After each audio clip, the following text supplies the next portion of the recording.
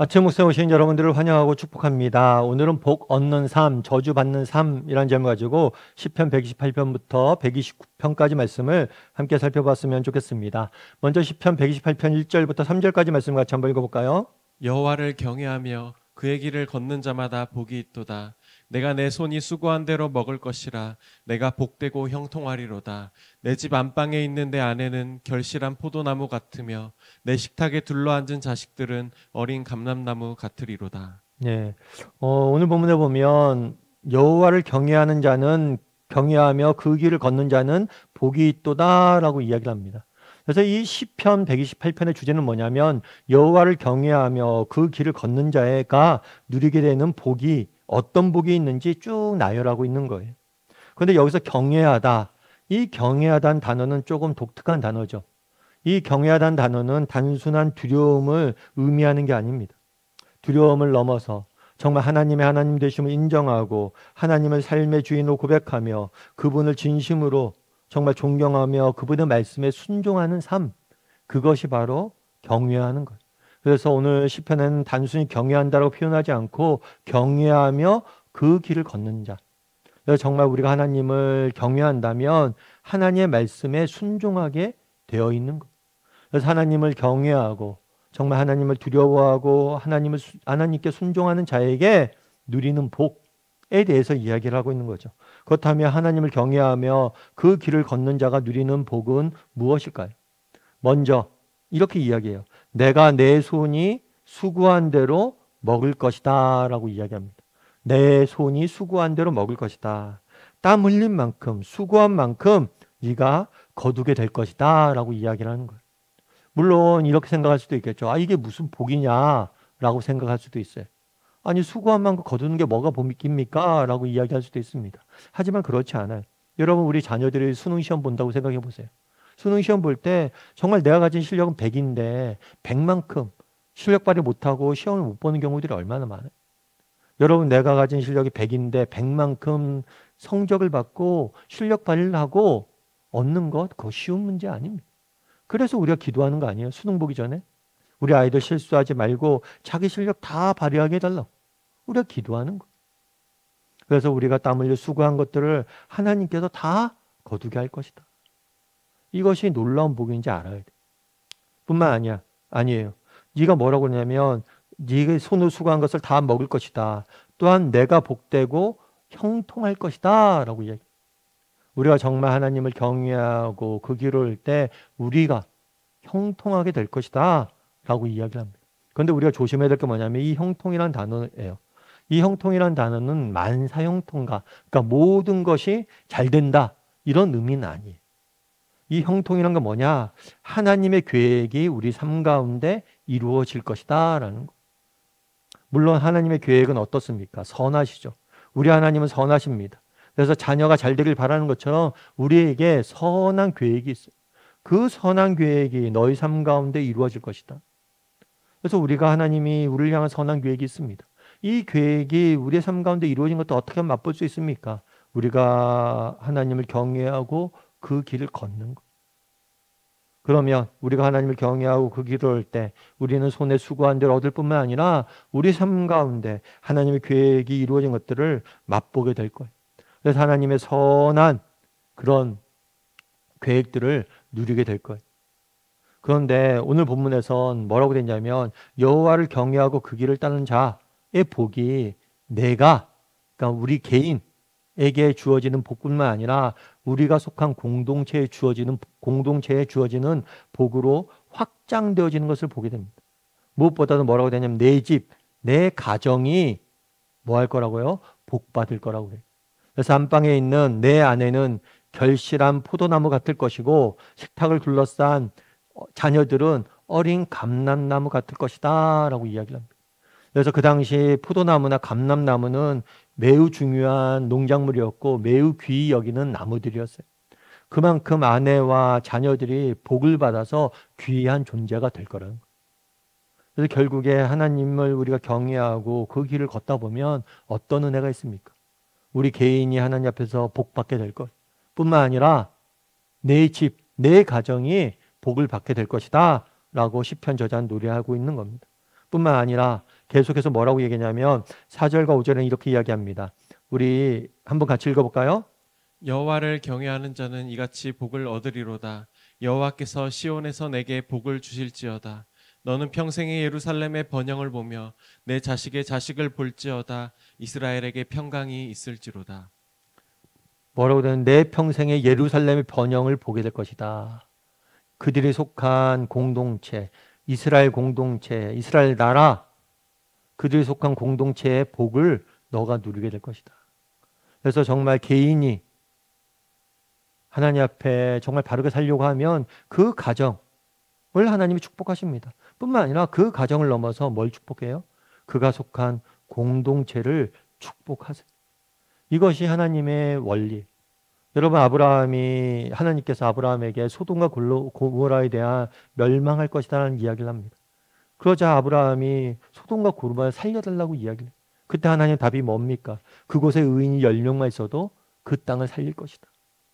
여러분, 세상이 망하는 이유는 뭡니까? 악인이 많아서 망하는 게 아니에요. 의인이 없어서 망하는 거. 정말 한두 사람이라도 정말 하나님 앞에 정직히 살려고 노력한다면, 의인이 네가 되고자 한다면 너의 공동체 전체를 살릴 것이다 라고 이야기하는 거예요. 여러분, 이 사실을 여러분들은 그럼 믿습니까? 정말 우리도 시편 기자처럼 고백할 수 있습니까? 정말 우리도 고백할 수 있었으면 좋겠어요. 여러분, 미국에 조나단 에드워드라는 목사님이 계세요. 이 목사님 같은 경우에는 미국에서 정말 영적 대각서 운동을 이끌고 대부흥 운동을 이끌고 정말 이끌었던 귀한 쓰임받은 인물이에요. 뿐만 아니라 그분의 사상과 설교는 지금까지도 많은 목회자들과 신학생들에게 영향력을 미치고 있습니다. 물론 조나단 에드워드 목사님의 경우 사역을 하면서 많은 어려움도 실제로 경험했어요. 심지어는 자기가 개척한 교회에서 쫓겨나기도 했습니다. 여러분, 자기가 개척한 교회에서 쫓겨나기가 쉽지가 않아요. 그런데 자기가 개척한 교회에서 쫓겨나기도 했을 정도. 너무나 강한 메시지를 전한다. 하지만 하나님께서는 결국에 조나단 에드워드 목사님을 통해서 너무나 많은 선한 사역들을 이루셨어요. 게다가 나중에 사람들이 조사를 해봤어요. 뭘 조사해봤냐면 조나단 에드워드 목사님의 후손들에 대해서 조사를 해봤어요.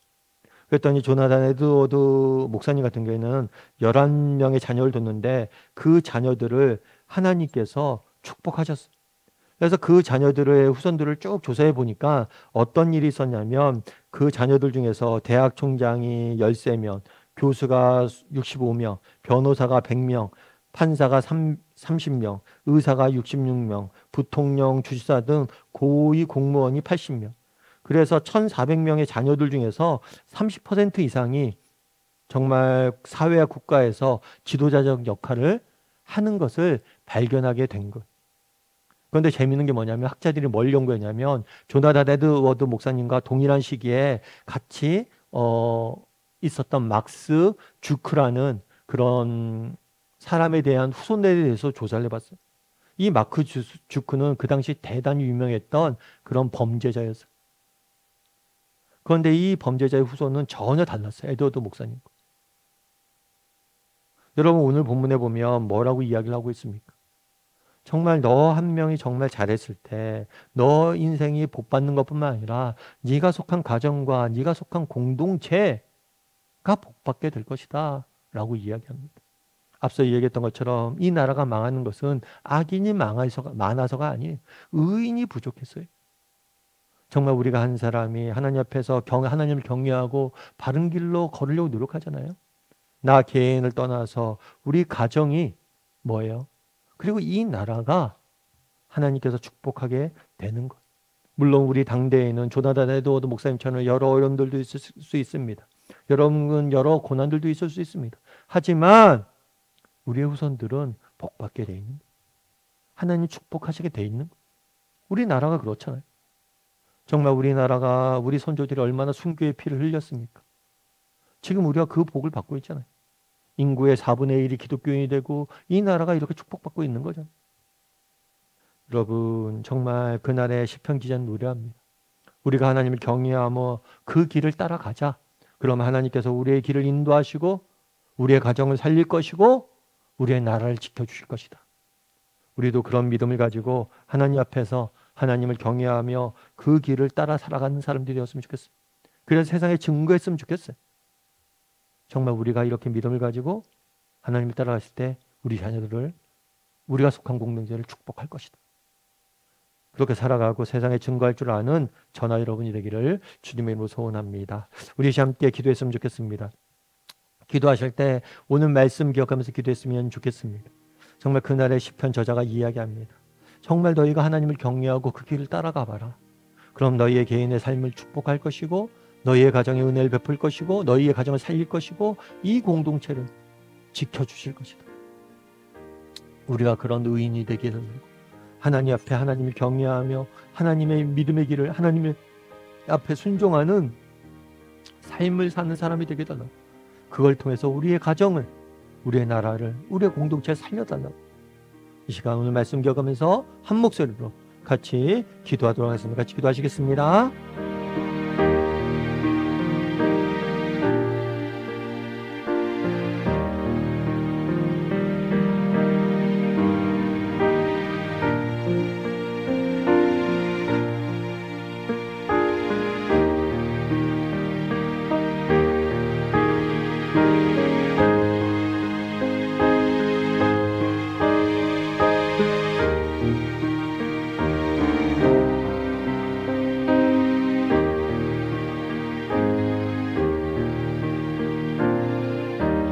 사랑의 하나님, 그날 시편 저자가 너가 여호와를 경외하고 그 말씀에 순종한다면 내가 복을 받을 것이고 내 가정이 살아날 것이고 내 나라가 은혜를 누릴 것이다 말합니다. 정말 우리가 그 한 사람이 되게 도와주시옵소서. 내가 있기에 우리 가정이 살아나고 내가 있기에 우리 공동체의 생명이 불어지고 내가 있기에 이 나라가 하나님 앞에 건강히 서여져가는 그런 의인이 되게 도와주시옵소서. 아버지 하나님, 우리가 먼저 하나님을 두려워하게 도와주시고 우리가 먼저 하나님 앞에 순종하게 도와주시고 그 길을 걸어가는, 그래서 우리를 통해서 세상이 변화되어지는 은혜를 맛볼 수 있는 우리 모두가 될 수 있도록, 또 오늘 하루가 될 수 있도록 하나님 지켜주시옵소서. 은혜 감사드리며 모든 말씀 예수님의 이름으로 기도드립니다. 아멘.